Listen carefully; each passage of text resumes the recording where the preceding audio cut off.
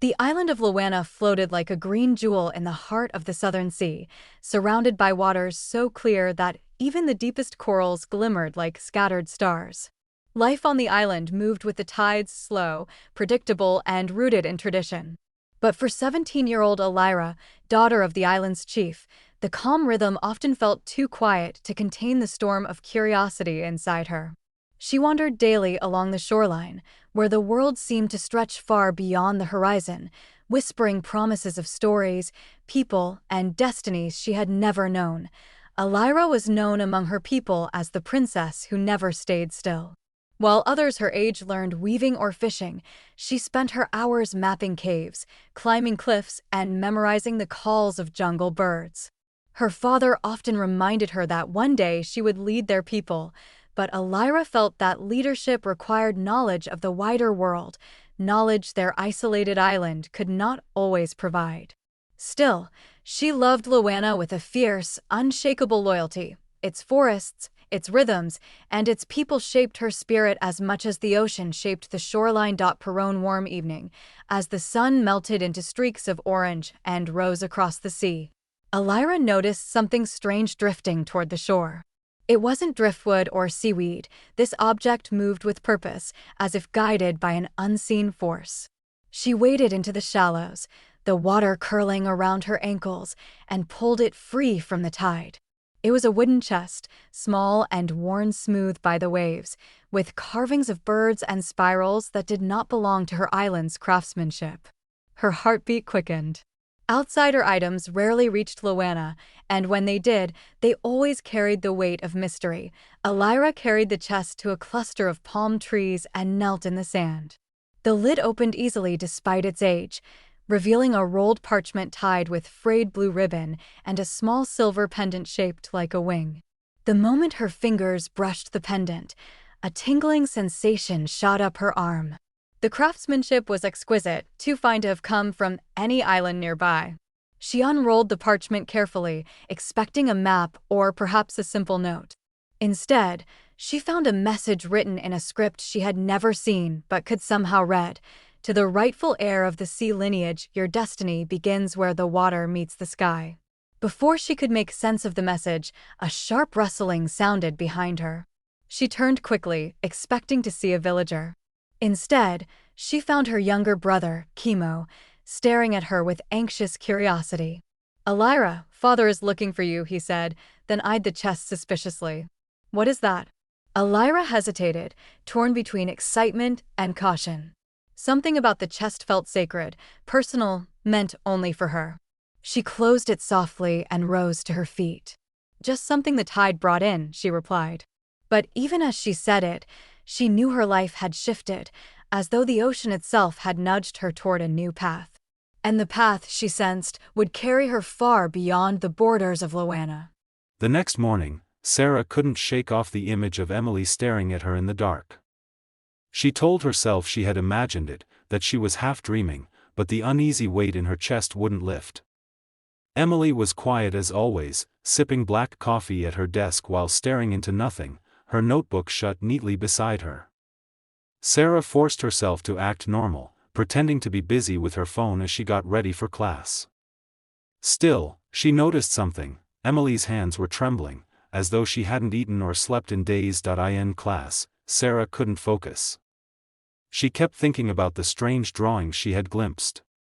The symbols replayed in her mind, strange circles and jagged lines, like the pages of some cult text. When she finally confided in her friend Mia over lunch, Mia laughed nervously. "Maybe she's just into weird art," she suggested, though her smile faltered when Sarah described the chanting. "Okay, maybe you should be careful. Wilkins Hall has stories, you know." Mia told her how students whispered that the dorm was haunted. Built nearly a century ago, it had once been a hospital during wartime. Some floors were said to be sealed off, and there were rumors about patients who had disappeared. Sarah brushed it off at the time, not wanting to fuel her own paranoia, but her stomach twisted. Why hadn't she heard this before moving in? That night, Sarah decided to test something. She pretended to fall asleep early, her breathing even, her eyes shut. Hours passed, and as expected, Emily's lamp stayed on. The scratching of the pen started again, rhythmic and steady. Slowly, Sarah turned on her side, peeking carefully through her lashes. What she saw made her heart pound. Emily wasn't writing in her notebook this time. She had spread several pages across the floor, arranging them in a wide circle. Each page bore symbols that connected like puzzle pieces, forming something that looked like a ritual diagram. Emily was on her knees in the center of it, her hands shaking as she whispered in that same harsh, unnatural tone Sarah had heard before.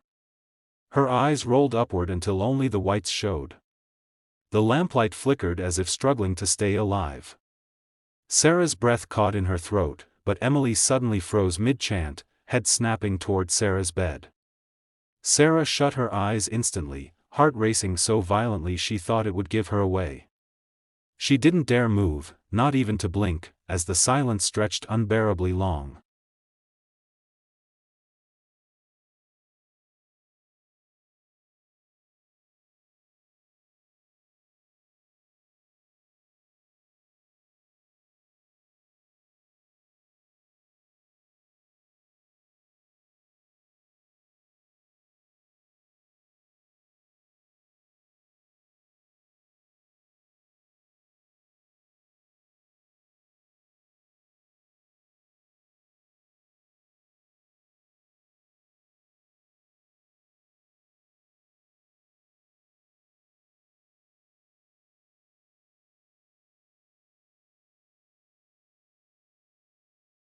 The path to the north shore wound through groves of pandanus trees and thick curtains of ferns, but Alira and Chemo moved with urgent speed.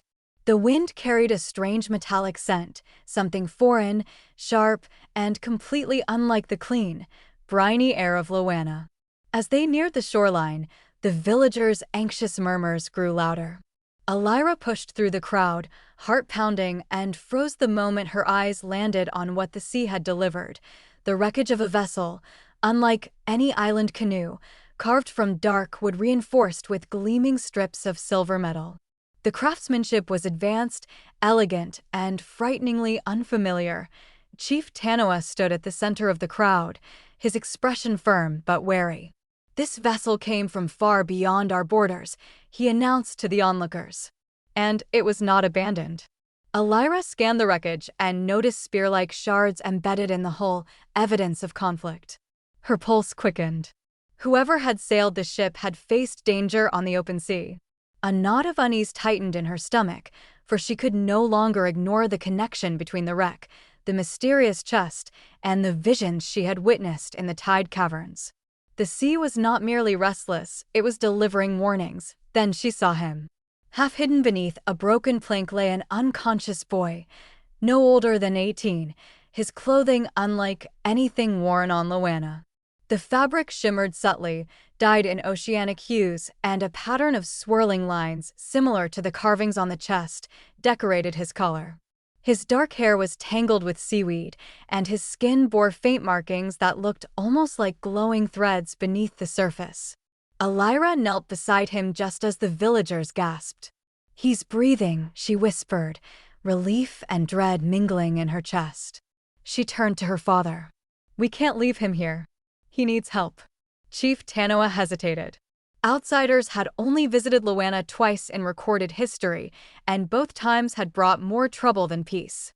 But the boy's fragile state stirred something protective in the crowd. Finally, Tanoa nodded. "Take him to the healing hut," he ordered. "But no one else touches the wreck until we understand what we're dealing with." Alira and Chemo carefully lifted the boy, his limbs trembling with cold as though he were caught between worlds. As they walked, the pendant beneath Alira's tunic vibrated with a low, steady hum, one that seemed to pulse in perfect rhythm with the boy's faint breaths. A connection. A warning. Or perhaps a calling. That night, the island settled under a heavy blanket of clouds. Rain tapped softly on the thatched roof of the healing hut as Alira sat beside the unconscious stranger, watching the gentle rise and fall of his chest. The island healer applied oils and herbs, but she looked puzzled. "His energy is unlike anything I've sensed," she murmured. "There is power in him, strange, deep currents." Alira's gaze drifted to the boy's wrist, where a faint glow pulsed beneath his skin, like shifting tides trapped under flesh.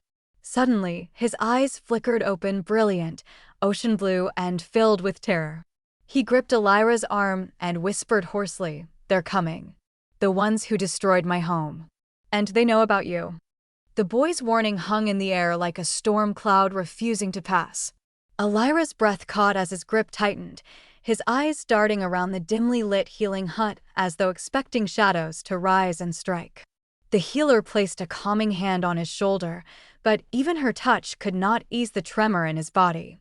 "Who is coming?" Alira asked, keeping her voice steady despite the sudden swirl of fear twisting in her stomach. The boy swallowed hard, struggling to breathe. "The Tide Hunters," he whispered. "They track the Sea Lineage. They will stop at nothing until it is erased." Before Alira could question him further, his strength gave way and he collapsed back onto the woven mat, slipping once more into unconsciousness. The healer motioned for Alira to step outside, her eyes troubled. "This is dangerous," she murmured. "Something ancient has awakened." Alira stepped into the cool night air, the clouds parting just enough for moonlight to skim across the village roofs. The pendant at her neck pulsed faintly, the silver wing shimmering like a heartbeat of its own. "The Sea Lineage." The phrase echoed relentlessly in her mind, stirring memories of old tales her grandmother used to whisper, tales dismissed as myth, but now unfolding before her eyes. Chief Tanoa approached with grave steps, his expression carved from worry and authority. "Alira, I need to know everything you've kept hidden," he said firmly. His tone was not angry, only deeply concerned. For a moment, Alira considered protecting the secret of the chest, but she realized the truth had already sunk its roots too deeply into the island's fate. Slowly, she led her father to her sleeping hut and revealed the wooden chest. Tanoa studied the carvings, his brow furrowing. "This symbol," he said, pointing to the wing motif, "appears in one of our oldest scrolls. A mark of an ancient alliance, one that predates even our earliest chiefs." Alira told him everything: the message inside the chest, the vision in the tide caverns, the pendant that seemed to breathe with the sea. With each detail, Tanoa's face grew paler, his jaw tightening with the weight of revelation. "You should have come to me sooner," he said, though his voice softened near the end. "Still, it is clear now that this was always meant for you." Before Alira could respond, a deep rumble tremored through the ground, sending birds scattering into the sky. The villagers cried out as the ocean, usually gentle at night, began heaving with unnatural force, waves slamming against the shore as though trying to claw their way inland. Alira and Tanoa rushed to the beach. Dark shapes moved beneath the water, sleek, fast, and unlike any sea creatures the islanders had ever known. A strange glow emanated from the depths, like lanterns drifting underwater. The villagers gathered in terrified clusters, watching the sea churn with growing violence. Suddenly, a towering column of water rose from the waves, spiraling like a living creature. Within its swirling heart, Alira glimpsed silhouettes, humanoid but twisted, armored in obsidian and coral. The Tide Hunters had arrived. And as the spiraling water crashed onto the shore, the pendant around Alira's neck blazed with a fierce, urgent light. The battle between destiny and destruction had begun. The spiraling wave collapsed onto the shore with an impact that sent sand spraying into the air. The Tide Hunters emerged from the receding water in rigid formation, figures with skin like polished stone, eyes glowing cold blue, and armor shaped from fossilized coral. Their presence chilled the air, shifting the tropical warmth of Luwana into something sharp and unnatural. Alira stepped forward instinctively, her heart hammering as the pendant at her chest pulsed with an urgent rhythm. The villagers trembled behind her, but she felt only an unexpected clarity, as though the ocean itself steadied her feet. Chief Tanoa raised his spear defensively, but the leading Tide Hunter dismissed him with a single wave of its clawed hand. "We seek the heir of the Sea Lineage," it declared, its voice echoing like a chorus of distant waves crashing against stone. "Surrender her, and your island will be spared." Gasps rippled through the crowd. Alira felt everyone's eyes turn toward her, even her father's, heavy with fear he tried to mask. She wanted to deny it, to step back into anonymity, yet deep inside she knew. The chest, the visions, the glowing stranger, they had been preparing her for this moment. She could no longer run from destiny. A burst of light erupted from the healing hut as the boy, the mysterious stranger, stumbled out, gripping the wooden doorway for balance. His markings glowed brightly now, illuminating the storm-darkened beach. "You won't take her," he said, standing beside Alira despite his unsteady legs. "She carries the last spark of what you destroyed." The tide hunters hissed in unison, their voices vibrating the ground beneath her feet. Alira felt the pendant heating rapidly against her skin, the silver wing turning almost white-hot. The boy placed a hand over hers. "The pendant responds to you. Use it. Command it. It is the key to the Sea Lineage's power." The tide hunters lunged.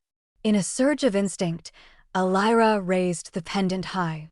A blinding wave of turquoise light burst outward, sweeping across the beach like a tidal pulse. The ground trembled as water from the sea rose behind her, not in chaos, but in a graceful arc, as though answering her unspoken command. The wave solidified into a shimmering barrier, its surface swirling with ancient symbols. The tide hunters collided with it and were thrown back as though struck by a force beyond physical strength. Alira felt energy coursing through her veins, a deep, powerful current, familiar and strange all at once. She understood now, she didn't just belong to the Sea Lineage. She was its awakening. The leader of the tide hunters staggered to its feet, its armor cracked and leaking dark water. It gave a final howl of defeat before dissolving into the sea foam from which it came. The others followed, vanishing into the depths as the ocean calmed around them. The barrier of water dropped gently back into the sea, and silence settled over the shore like the ending of a long storm. Exhausted, Alira sank to her knees, her father rushing to catch her. But she was smiling softly, steadily, because the tide had carried away the threat, and something greater had risen in its place. The boy knelt beside her, placing a hand over the pendant. "The legacy of the Sea Lineage is yours now," he said. "And with it, the world beyond Luwana awaits." Alira looked toward the horizon, where dawn slowly lit the waters in gold. The island remained her heart, but destiny had opened a new path, one filled with oceans unexplored, kingdoms forgotten, and a future no longer bound to fear. The island princess had risen, and her story was only beginning.